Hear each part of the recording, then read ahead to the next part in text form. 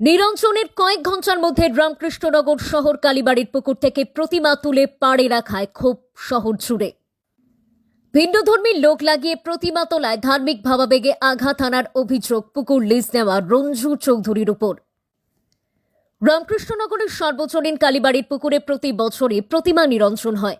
সে হিসাবে এবছরও প্রশাসন ওই স্থানকে নির্ধারণ করে ব্যবস্থা করে রেখেছিল।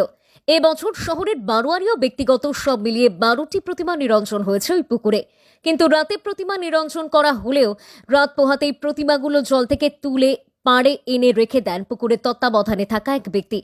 এমনকি ভিন্ন ধর্মের শ্রমিক লাগিয়ে সাজগোজ থাকা প্রতিমাগুলো জল থেকে তোলা হয় বলে অভিযোগ উঠেছে। এতেই ক্ষোভে ফুঁসছেন বিভিন্ন পূজা কমিটির সহ শহরের মানুষ। জানা গেছে, সর্বজনীন কালীবাড়ির ওই পুকুরটি লিজে নিয়েছে স্থানীয় রঞ্জু চৌধুরী নামের এক ব্যক্তি। তিনি প্রতিমা নিরঞ্জন শেষ হতে না হতেই শ্রমিক লাগিয়ে একে একে সবকটি প্রতিমা পুকুর পাড়ে তুলে রেখে দিয়েছেন। শহরে এই খবর চাউর হতেই ক্ষোভে ফেটে পড়েন ধর্মপ্রাণ মানুষ। একাংশ লোক সেখানে গিয়ে পুনরায় মূর্তিগুলো জলাঞ্জলি দেওয়ার পাশাপাশি ধার্মিক ভাবাবেগে আঘাত হানার জন্য ওই ব্যক্তির উপর কঠোর ব্যবস্থা গ্রহণের জন্য প্রশাসনের কাছে দাবি জানান।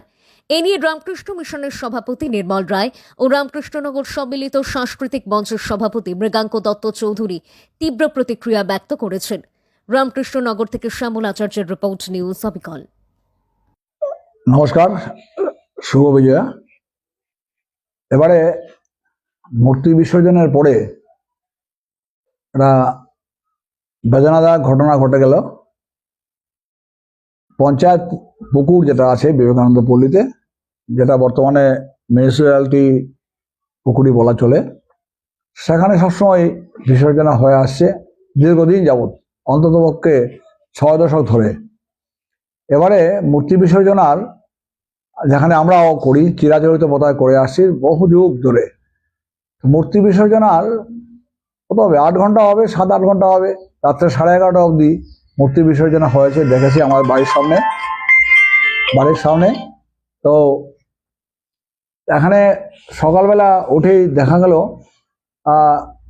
সবগুলো মূর্তি তুলে নেওয়া হচ্ছে। বিসর্জনার 8 ঘন্টাও যায়নি, মূর্তিতে মুকুট লাগানো রয়েছে, শাড়ি লাগানো রয়েছে, অর্নামেন্টস রয়েছে, এলোপাথারি এদিক এদিক মূর্তি ছড়ে। এবং বিশেষ করে যারা আমরা তুলি মূর্তি, সবসময় করি এগুলো, লক্ষ্মী পূজার পরেই করা হয়, অন্ততপক্ষে 10 দিন পরে গেলে কি হয়, গলে যায়, তখন মূর্তি ইজিলি স্ট্রাকচারগুলো তোলা যায়। যাদের টেম্পোরারি স্ট্রাকচার ওরা রেখে দেয়, যাদের পার্মানেন্ট স্ট্রাকচার আছে আমাদের মতো যারা আছে তারা আমরা তুলে আনি আমাদের লোক দিয়ে। কিন্তু এখানে অন্য ধর্মের লোক যারা ছিল, 8-10 জন লোক ছিল, সবাইকে চিনি আমি, ওরা একটা রশি লাগিয়ে পুকুরের মাঝখান থেকে তুলে এনে রাইট অ্যান্ড লেফট এটা পুকুরে তুলে ফেলছে। তখন আমি দেখলাম আমার কাঠামটা নষ্ট হয়ে যাবে, সেই সুযোগে আমি আমার লোক নিয়ে, বাড়ির লোক ছিল আমাদের কাজের লোক, তাদেরকে নিয়ে গিয়ে সেটাকে আমি আমার কাঠামটাকে প্রথমে আমি উদ্ধার করলাম। নিচে পড়ে গেছিল, একদম নিচে পড়ে গেছিল। তো ওরা ধরতে চাইছিলাম, বলে no, don't touch it, because আমাদের যথেষ্ট নিয়ম আছে, আমাদের মূর্তি ফেলার লোক আছে, আমরা আবার কাঠামটাকে তুলে বাড়িতে নিয়ে আসি, যথাযথ সম্মানপূর্বকভাবে সেটা আনবো, তোমরা এটা টাচ করবে না। কিন্তু উপরে এত জঞ্জাল ছিল, সেটাকে সরাতে গিয়ে ওদের দরকার ছিল, কিন্তু আমি মেনে নিতে পারিনি এটাকে। এনিওয়ে, এই ধরনের ঘটনা কোনো দিন হয়নি, আর যাতে ভবিষ্যতে পুনরাবৃত্তি না হয় আমি সেটাকে নিন্দা জানাই, অন্তঃস্থল থেকে আমি নিন্দা জানাই। যে কাজটা হলো এটা উচিত হয়নি, একেবারেই উচিত হয়নি। ধন্যবাদ।